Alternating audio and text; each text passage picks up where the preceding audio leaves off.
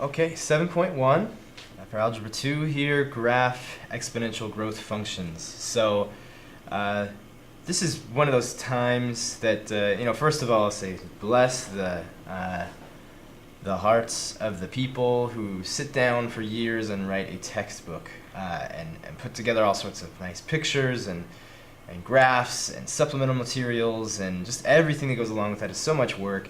And it's great, but there are just times where I think they take a bad approach. So here they just start out by telling you, here is an exponential growth function, and here's how you graph it. But they don't start off with an intuitive understanding of what is an exponential growth. How does it grow? How fast does it grow? And what exactly are we talking about here? So that's why I had us watch the Mythbusters video on folding a piece of paper, however many times they could possibly do it. So let's write a function for the number of layers of paper, right? Number, like the sheets of paper in each fold, okay? So the first fold, let's say f of x equals some function where x is the number of folds, and then what comes out is the layers of paper that we have. Okay, so let's think about f of 0. How many layers of paper were there when there were no folds? Well, there was one. There was one layer of paper when they had folded nothing. Okay, and then what's f of 1 then? They folded the paper one time. Here's a piece of paper. How many layers of paper were there? They folded it in half. So how many are there now? There's 2. There's 2 layers of paper, you can see. 2 right there. So the f of 1 fold is 2. How about f of 2? After 2 folds, how many layers of paper were there? Well, you take each of these have 2, you fold them over, and you have 4 layers of paper. How about f of 3? Well, you take these 4, you fold them over, and what happens? You see this pattern of you're doubling it. So without looking at this piece of paper, just throw it away off camera. What would be f of 4? Well, we just double this. You get 16. F of 5, that's 32. F of 6, it's 64. And we just keep going and going and going, however far we want to go. So, what is this function? How could we write this as a function of x? By that I mean some expression over here that has an x in it, so that whenever I put in a number for x being the number of folds, I'm going to get out these numbers, okay? Well, let's look at one fold. They folded it once. They had two layers of paper.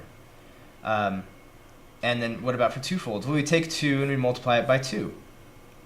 Okay, so then we would take this number, 4, we multiply it by 2, and we'd get the next number. And every time we want to find the next number of folds, we're just going to double the number we had before, right? Here's 1 fold, 2 folds, 3 folds, 4 folds, 5 folds, 6 folds. So how can we kind of sum this up in a single expression? Well, this is 2 times 2 times 2 times 2 times 2 times 2. This is 2 to the 6th, right? Yeah, 2 to the 6th. And this, then let's check that that formula. Does that work? 2 to the 6th, that's 64. What if I go back 1? 2 to the 5th for 5 folds. That is 32. 2 to the 4th is 16. So 2 to the 7th, let's check it this way and continue on this pattern. 2 to the 7th, if I do that on a calculator in my head, I get 128. Okay, so 2 to the 7th is 128. This is my hypothesis. I think this is the formula, 2 to the number of folds. Well, f of 7 is 128, because if I double 64, I get 128. So what's my function? It's 2 to the number of folds. Well, let's just let the number of folds be x. So f of x, the function of x, that tells me how many layers of paper there are, given the number of folds we've done, just 2 to the x. F of x equals 2 to the x. Okay? And that's a very simple example. It's the most basic example of exponential growth, doubling. Something doubles every fold, every year, every minute, every second. It doubles every time you cross the equator, whatever it is, it doubles every time, okay? So let's look at a simple graph of 2 to the x. F of x equals 2 to the x. Table of values, always a great place to start and build our abilities here. So let's do 0, 1, 2, that's good. Let's go in the negative direction, see if that's okay. Maybe it's not. Maybe it's like the square root or something and it's messed up. But maybe not. So let's go in the negative direction. So we're going to go 0, 1, and 2, negative 1, and negative 2. Okay. 2 to the 0, right? I put a 0 in for x. Let's even scribble this out. Put 2 to the x. That's what y is. So 2 to the x, 2 to the 0, anything to the 0, 1. Okay. How about 2 to the 1? 2 to the 1, well, that's just 2. Something to the 1 is just itself. But 2 to the 2, 2 squared, that's 4. Okay. Let's even go to 3 and even 4. We'll do that in a minute. Let's do that right now. 2 to the 3rd, that's 8. We've done that before. 2 to the 4th, that's 16. You see how it's getting really big, really fast. How about 2 to the negative 1? Well, let's come over here and do some work. 2 to the negative 1, what do we do with the next negative exponent? Well, we put it in the denominator. 1 over 2 to the positive 1. What's 2 to the positive 1? It's just 2. So this is 1/2. How about 2 to the negative 2? That's this one right here. Put a negative 2 in for x. That's 1 over 2 to the positive 2. That's 1 over 4. So this is 1/4. Okay? So look at that. When I put in a 1, I get 2. When I put in a negative 1, I get 1 over 2. When I put in a positive 2, I get 4. When I put in a negative 2, I get 1 over 4. Okay? So this exponential growth, when people say it's growing exponentially, that means it's growing really, really fast. If I kept going with 5, I would get 32, and 6 would give me 64, then 128, then 256, and then so on and so on and so on. It would get really big really fast. Okay? So when people say that, when it's growing exponentially, it means it's growing really fast. And so just as fast as it grows in the positive direction, it shrinks in the negative direction. Okay? So that's what's happening as we go negative, right? Because these become like fractions on the other side. So let's plot these points. 0, 1, 2, let's see, 1, 2, 1, 2, 2, 4, here is 3, 4, 3, 8, I can just barely fit that on this page, I think, and then 16's off the page. Okay, let's come this way. Negative 1 and 1/2, negative 2 and 1/4. Let's connect these with a nice smooth curve.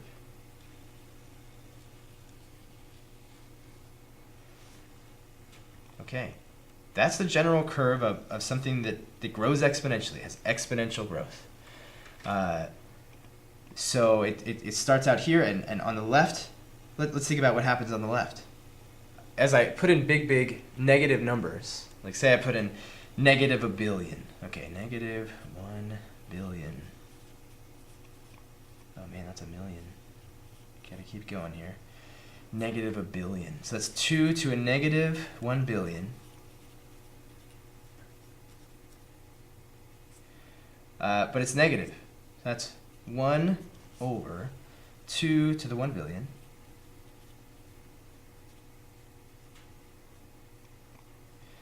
That's 2 to the billion. It's unbelievably large. You couldn't even imagine a number this big, 2 to the billion. You probably couldn't even conceptualize a billion.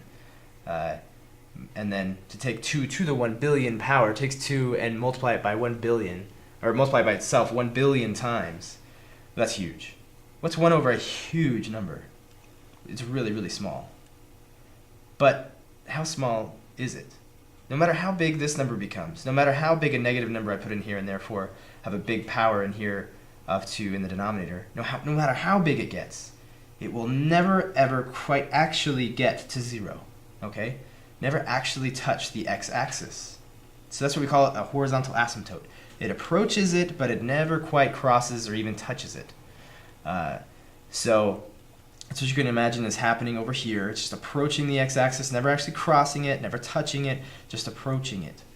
Over here, it's just getting incredibly large, incredibly fast. So it just goes up, and if you followed this on forever, it eventually would look like a vertical line because it's growing so fast. Okay, so there you go. There's the general idea. Let's look at 3 key points on any exponential graph. Okay, so you'll notice that here we have 2 to the 0. What's 2 to the 0? Well, it's 1. Anything to the 0 is 1. Okay, so any number you put in here, any function that's just basic one, 3 to the x, 4 to the x, 5 to the x, when you put in 0, it's just going to be 1. So you're always going to have this point for the basic one of 0, 1. It's always going to happen there. So you're going to have this 0, 1 right there. Let's look at this point right there. This is 1, 2. That means that, I've put in a 1 for x. I've taken 2 to the x, 2 to the 1, and that's 2. Well, that's going to happen with anything. If it's 3, if it's, if this is 3 or 4 or 5, 6, 7, it doesn't matter. Say we have, a 7 there, 7 to the x. 7 to the 1 is going to be 7. So you're always going to have this point right here at 1, whatever this is. And over here, this is almost the exact same thing except for it's a fraction. This is negative 1, 1/2. So we've got the same thing as we had here, 1, whatever this number is. We have negative 1, 1 over whatever this number is. Okay? These are 3 key points that you can quickly plot for any exponential graph. Show that you know where it's supposed to be, and then just draw a curve through there. Okay? So those are 3 key points. Now let's look at what happens as we change this a little bit. Let's try f of x is equal to 2 to the x plus 1. Okay, what's going to happen there? Well, let's look at x. Okay, we're going to plug in an x. And this will be 2 to the x plus 1. Let's put in a 0, 1, 2, 3, negative 1, negative 2. Okay. So we put in a 0. 2 to the 0. What's that? Well, that's 1. Anything to the 0 is 1. Add 1. 1 plus 1, that's 2. Okay, let's put in 2 to the 1. 2 to the 1 is 2. You add 1, you get 3. 2 to the 2, that's 4, plus 1, that's 5. 3, 2 to the 3rd plus 1. 2 to the 3rd is 8 plus 1, that's 9. Let's do a negative 1. 2 to the negative 1, we just did this in the previous problem here. 2 to the negative 1 was 1/2. So 1/2 plus 1, that's 3/2. Negative 2. 2 to the negative 2, that's 1 over 2 squared, that's 1 over 4. 1 over 4 plus 1 is 5/4. So let's plot this quickly. You can see we're going to have to continue with more in the next video. But here we're at 0, we used to be at 1, but now the last one was at 1. Now it's at 2. And now we're at not 1, 2, but 1, 3. And 2, not 2, 4, but 2, 5. So here is 3, 4, 5. Okay. We could go 3, 9, it's a little far. Let's go back this direction. So we have negative 1 and 3/2. Here's 1, and here is 3/2. Here's negative 2 and 5/4. Pretty small. Connect it with a curve, and it's going to look, the curve, the shape is the same as the last one. Except for now, how does it look? I mean, how does it look different from this graph? Well, this one's down here. This one is, what, 1 higher. When we add something to a function, then it moves it up or moves it down. The graph moves up or down. So there you go. One last quick thing. This asymptote, we just talked about this horizontal asymptote. We talked about how it approaches 0. So instead of approaching 0, it's going to approach what? It's going to be 1 higher, so it's going to approach 1. Okay? We'll look at some more examples in the next video.